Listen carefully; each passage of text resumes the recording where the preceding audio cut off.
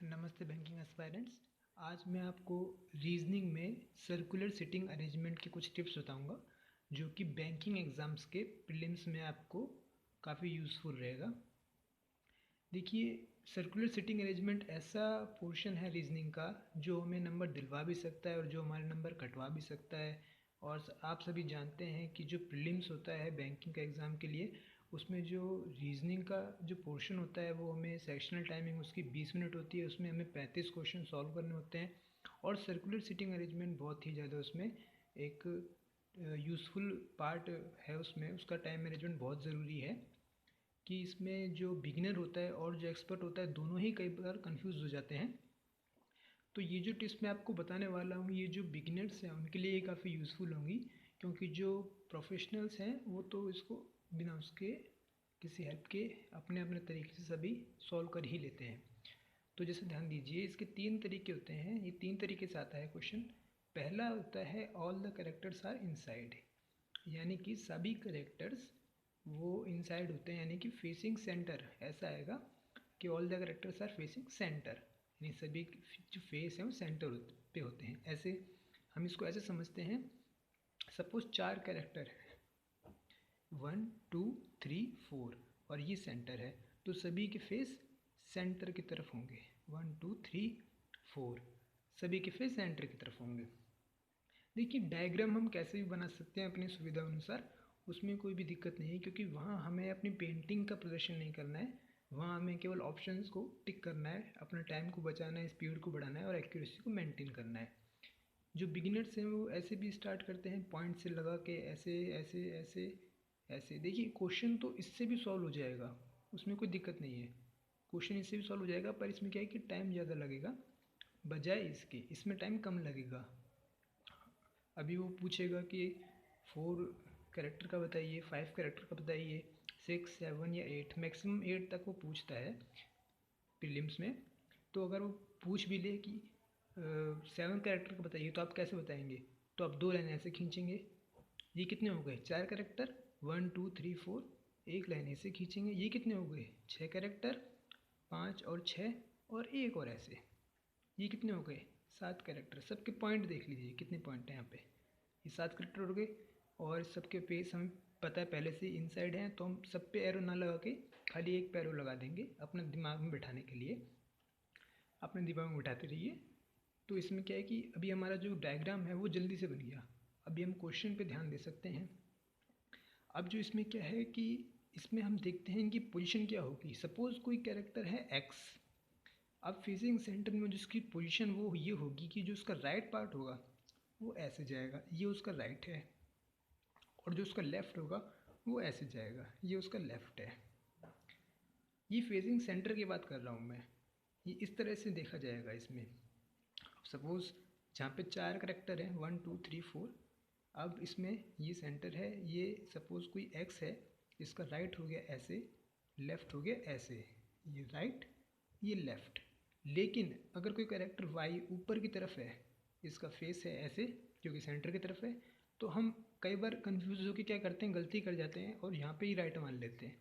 जबकि ऐसा नहीं है, इसका राइट होगा वो ऐसे होगा, ये इसका राइट है, और इसका लेफ़्ट होगा वो ऐसे होगा, ये इसका लेफ़्ट है। इस बात को आप ध्यान रखिएगा, अगर ये बात दिमाग में बैठ गई तो क्वेश्चन फटाफट होना सॉल्व हो जाएंगे। हम इसमें दिमाग नहीं लगाएंगे, डायग्राम में सीधे क्वेश्चन सॉल्व करेंगे।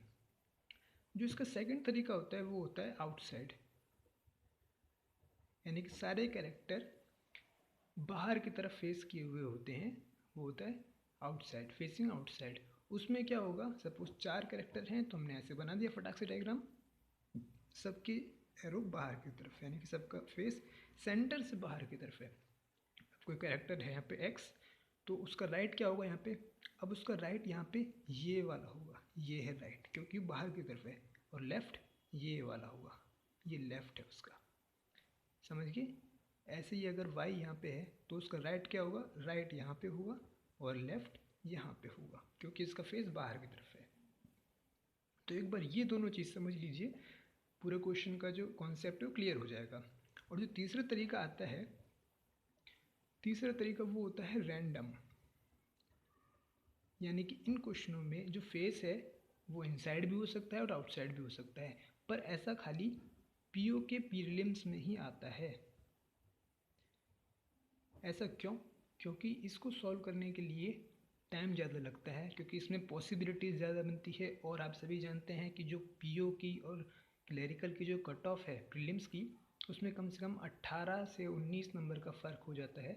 इसलिए ऐसा क्वेश्चन पीओ में आने की चांसेस बहुत ज़्यादा हैं, क्लरिकल में बहुत ही कम है, रेयर चांसेस हैं। अब हम एक क्वेश्चन सॉल्व करते हैं, क्वेश्चन से समझते हैं, वहाँ हमें समझ में आ जाएगा।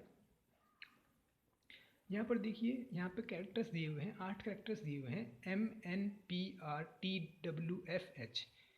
Are facing inside a table, round table के अंदर मुँह करके बैठे हुए हैं। अब इस तरह से क्वेश्चन आएगा और उस तरह से इसकी कंडीशन दी होंगी। यहाँ पे कंडीशन पॉइंट्स में दी हुई है, 1 2 3 4, जरूरी नहीं है पॉइंट्स में हो।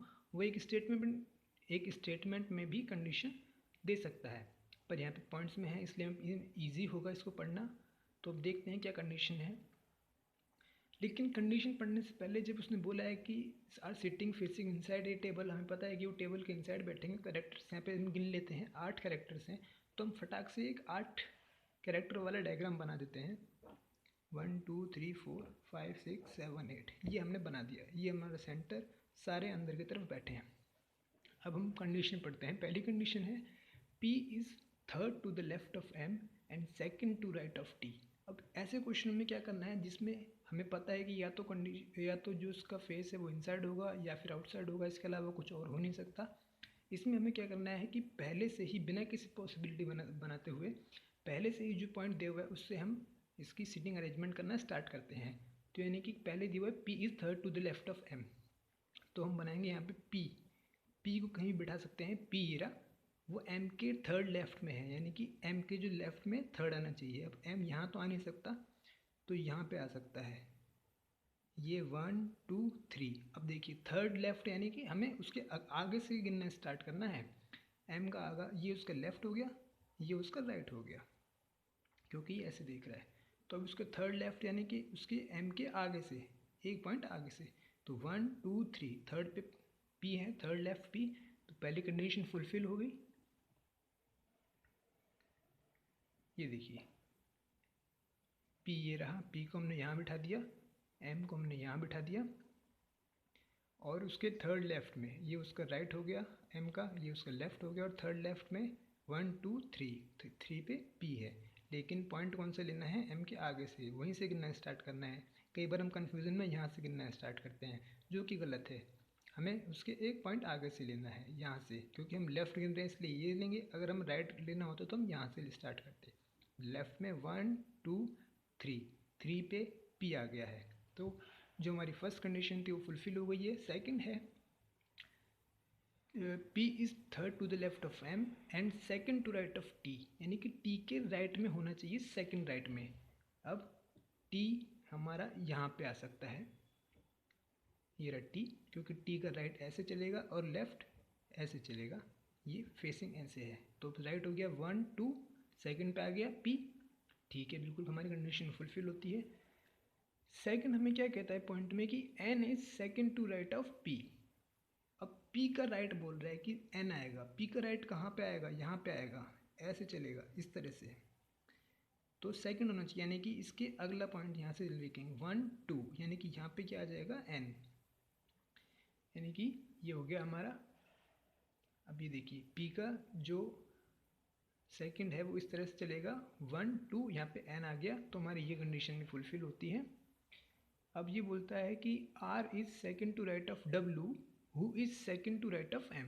अब देखिए यहाँ पे एक ही जो कैरेक्टर है उसकी दो कंडीशन दे दी है कि R is second to right of W, who is second to right of M। Who कौन? यहाँ पे हु किसको कहा गया है? हु W को ही कहा गया है। पहले तो R राइट में होना चाहिए W के, लेकिन W भी राइट में होना चाहिए किसके? M के। कौन सी राइट में? सेकंड राइट में। तो पहले हम एक बार W और M का ही कनेक्शन बना लेते हैं, क्योंकि हमें M दिया हुआ है तो हम W और M का कनेक्शन बना लेंगे। तो W is second right of M, यानी कि M का सेकंड राइट 1 2, यहाँ से लेंगे हम, ये राइट है तो W यहाँ पे आ गया। और ये कह रहा है कि R is second to right of W। अब आर डब्ल्यू के सेकंड राइट में चलना है, 1 2 यहाँ बैठा दिया आर को, ठीक है। अब ये हमारी कंडीशन खाली एक बची है और पॉइंट हमारे दो बचे हैं, एक तो ये पॉइंट बचा है और एक ये पॉइंट बचा है, और हमारे पास कैरेक्टर भी दो बचे हैं। कैरेक्टर हमारे पास बचे हैं एफ और एच, बाकी कैरेक्टर हमारे बन चुके हैं। अब कंडीशन, ये फोर्थ कंडीशन कहता है कि F is not an immediate neighbour of P. Immediate neighbour यानी कि बिल्कुल पास में उसके नहीं हो सकता, यानी कि ना तो उसके लेफ्ट में हो सकता है ना उसके राइट में हो सकता है। इमीडिएट नेबर का मतलब ये होता है। तो यानी कि पी के राइट में और लेफ्ट में तो कोई कैरेक्टर आ ही नहीं सकता क्योंकि आर वहाँ पहले से ही है। तो राइट में एफ नहीं आ सकता, एफ नहीं आ सकता तो क्या आ सकता है, खाली एच, एच आ गया। बचा क्या हमारे पास, एफ, जगह भी एक ही बची है तो वहाँ पे हमने एफ को बिठा दिया। तो अब हमें पूरा डायग्राम मिल गया। ये पूरा डायग्राम हमने तुरंत बना लिया इस कंडीशन को लेके। इसी के अकॉर्डिंग हमें वहाँ पे 5 क्वेश्चन आएंगे, 1 से लेके 5 क्वेश्चन हमें सॉल्व करने होंगे। उसी के बेसिस पे हमें मार्क्स दिए जाएंगे। कई बार एग्ज़ाम में ऐसा होता है कि हम डायग्राम तो बना लेते हैं लेकिन क्वेश्चन नहीं कर पाते हैं, इतने में टाइम ओवर हो जाता है। उसका ये तरीका है कि आप डायग्राम जितनी जल्दी बनाएंगे, अपनी फिगर जितनी जल्दी कंप्लीट करेंगे, उतनी ही जल्दी क्वेश्चन कर पाएंगे, ऑप्शन सॉल्व कर पाएंगे। तो मैं तो यही कहूँगा कि आप इस पर ज़्यादा ध्यान दीजिए और क्वेश्चन ज़्यादा सॉल्व कीजिए, प्रैक्टिस करिए, और तो आप क्वेश्चन भी जो ऑप्शन जल्दी अपने लगा पाएंगे। थैंक यू, आगे मिलते हैं।